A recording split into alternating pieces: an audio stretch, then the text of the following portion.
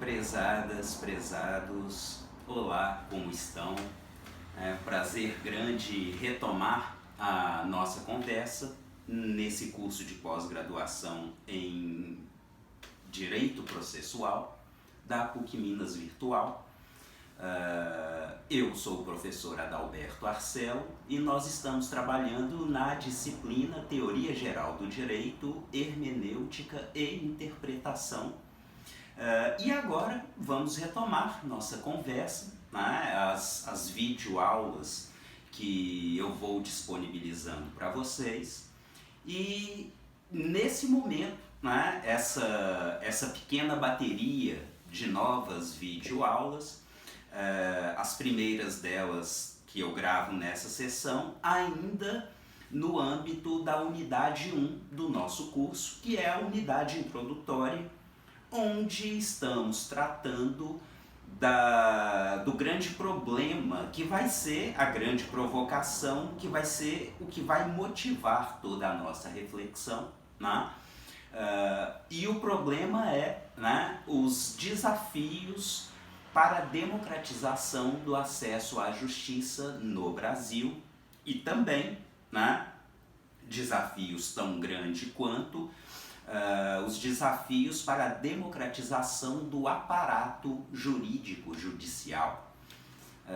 Nas primeiras aulas disponibilizadas eu trago um panorama, né, dessa percepção ou desse conceito de acesso à justiça pelo viés, né, socioantropológico, e mostro o paradoxo, né, a partir do momento em que consideramos o direito ao acesso à justiça o mais fundamental dos direitos fundamentais, e no âmbito estritamente sociológico, né, a incontornabilidade da percepção quanto aos obstáculos estruturais ao acesso à justiça no Brasil, né, particularmente no Brasil, que é o nosso grande foco.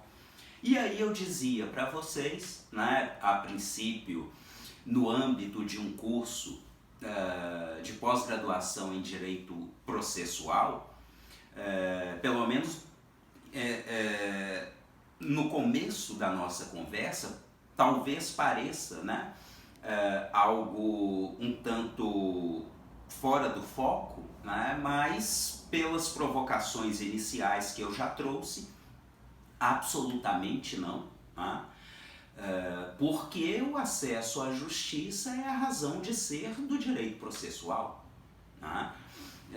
Mas enfim, né, as primeiras aulas estão gravadas e disponíveis, e é claro que não é o caso de repetir toda aquela conversa. Vamos prosseguir. E para prosseguir, ainda no âmbito da primeira unidade, que eu trago essas provocações, ou essas motivações críticas, eu quero retomar a discussão da primeira unidade por uma perspectiva um pouco mais teórica, né? Eu vou falar, ainda me inspirando fundamentalmente em Boaventura de Souza Santos, que foi a grande referência das primeiras pequenas aulas. Eu vou falar das condições teóricas e também das condições sociais que subjazem à tematização do momento, que é o desafio quanto à democratização do acesso à justiça, né? Por tudo que temos dito e por tudo que ainda vamos dizer, a conexão entre o acesso à justiça, o direito processual e aquilo que Boaventura de Souza Santos começa a chamar de sociologia da administração da justiça, ou também sociologia dos tribunais, a conexão é visceral, a amarração é total, né? Então, Boaventura de Souza Santos, enquanto referência, enquanto fonte de inspiração para essas provocações iniciais, ele tem falado de uma forma mais direta de sociologia dos tribunais. Eu prefiro considerar, da forma como eu estou construindo o meu argumento aqui com vocês, de condições teóricas e condições sociais para a democratização do acesso à justiça. Estou deixando um pouco mais amplo nesse sentido, exatamente para que a gente não perca de vista o direito processual. O direito processual nesse contexto, e eu estou me organizando para isso, vai ficar numa condição de protagonista. Tá? É o grande eixo a partir do qual toda a nossa argumentação, todas as nossas críticas, toda a desconstrução que eu proponho vai orbitar. Tá? Pois bem, as condições teóricas para que a gente possa falar de democratização do acesso à justiça e fundamentalmente, do acesso à justiça como um problema. Segundo Boaventura de Souza Santos, a primeira grande contribuição teórica para isso decorre da reflexão do pensamento de um verdadeiro clássico do pensamento social, que é Max Weber. Max Weber foi um historiador, e que já na sua maturidade intelectual se dedicou, se debruçou sobre a sociologia, trouxe a sua contribuição muito pessoal para a sociologia, uma ciência então nascente, bastante incipiente, e que certamente ganhou muito, ganhou muito no sentido mesmo de consolidação de um discurso científico com as contribuições de Weber. E o que interessa nesse momento é o que Weber, ou melhor, não exatamente Weber, mas os discípulos diretos, que estudaram diretamente com Weber, para que vocês se situem, ainda que muito ligeiramente, Weber vai falecer por volta de 1920.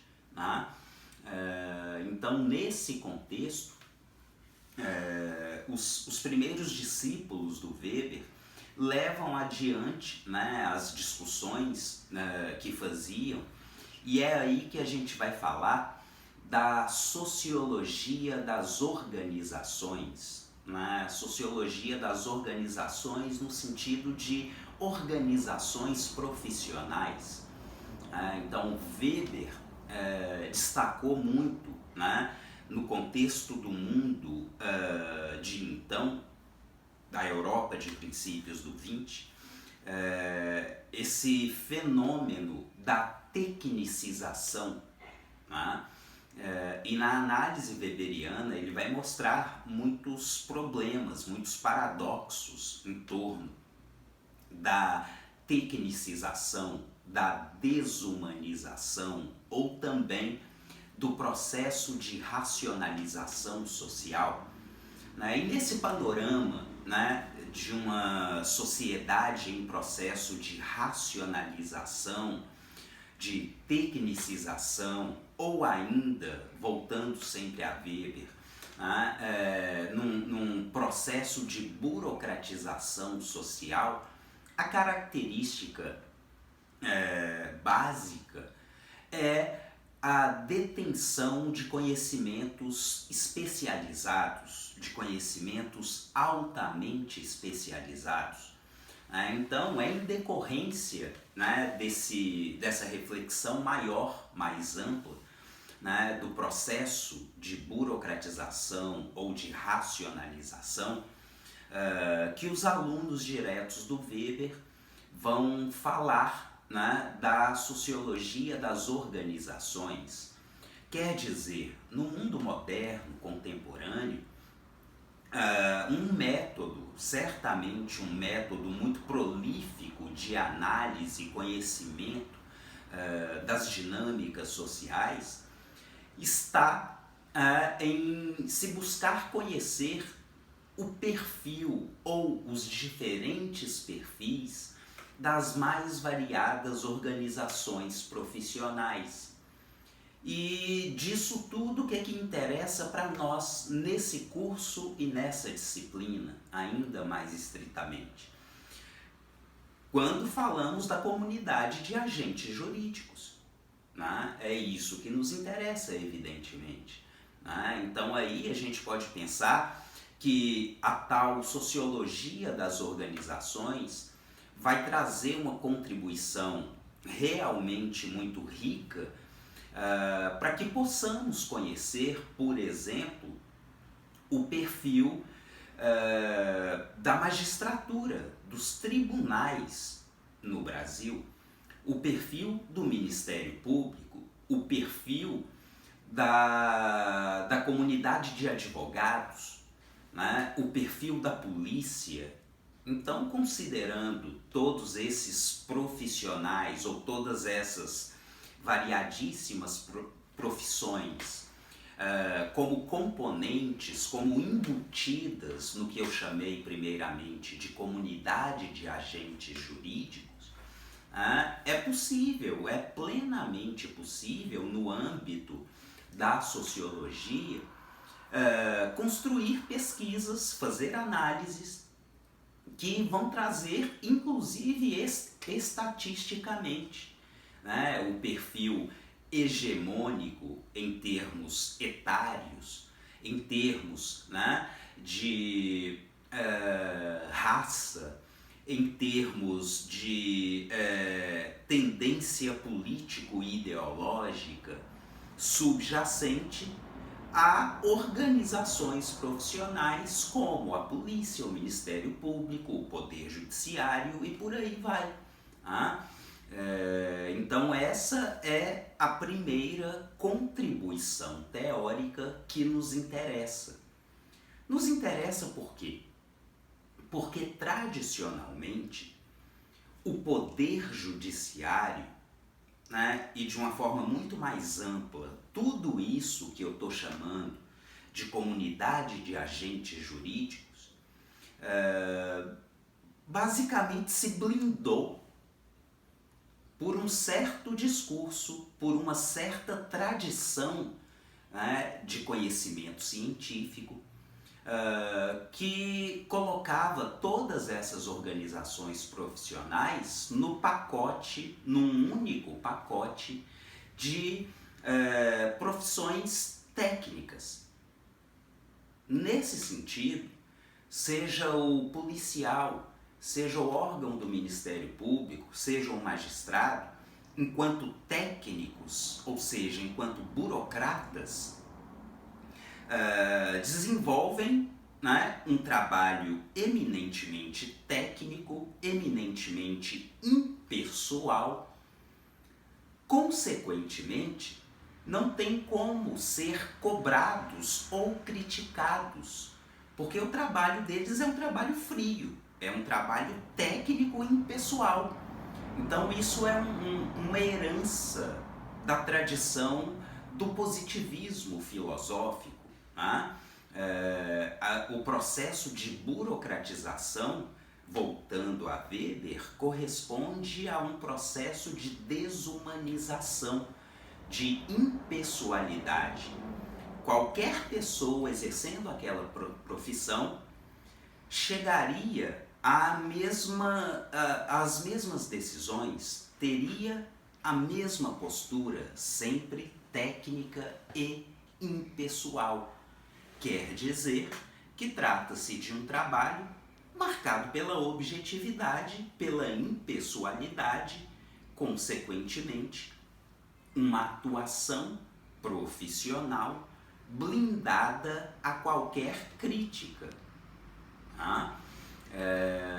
Essa é a primeira contribuição teórica para a nossa discussão sobre a democratização do acesso à justiça e, como vocês devem perceber desde já, né, remete também à sociologia da administração da justiça. Consequentemente, tem uma clara, evidente conexão com a discussão crítica em torno do direito processual. Buscando respeitar, né, o nosso parâmetro de tempo das videoaulas, eu vou parando por aqui e, é claro, forneço novas aulas para continuidade da reflexão. Muito obrigado.